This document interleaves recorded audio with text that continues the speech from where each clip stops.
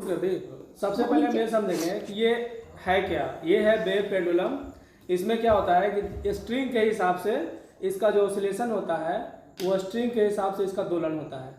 इसका स्ट्रिंग जो है वो छोटा है और इसका स्ट्रिंग क्या है, बड़ा है।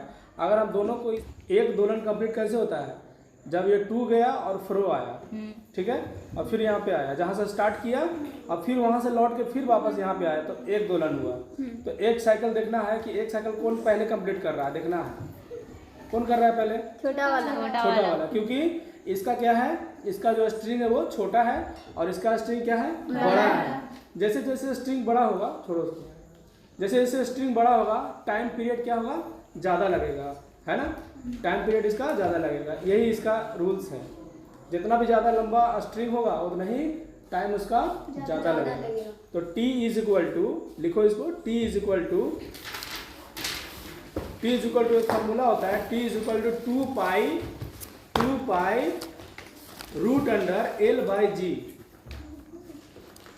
T is equal to 2 pi root under L by g, यानी कि लेंथ जितना, अगर स्ट्रिंग का लेंथ सबसे ज़्यादा होगा तो क्या होगा, वो उसका टाइम पीरियड ज़्यादा लगेगा। जी का मान क्या होगा, small g is equal to, small g करना उसको, T is equal to 2 pi root under L by small g. Small g का वैल्यू कितना होता है, 9.8 मीटर पर सेकंड स्क्वायर, है ना।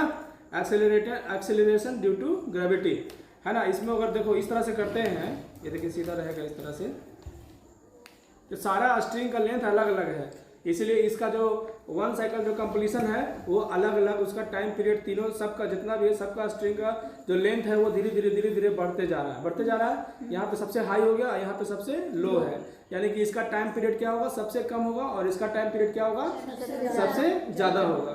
अगर हम इस तरह से करते हैं तो ये एक वेव की तरह, देखो एक वेव की तरह हो रही है।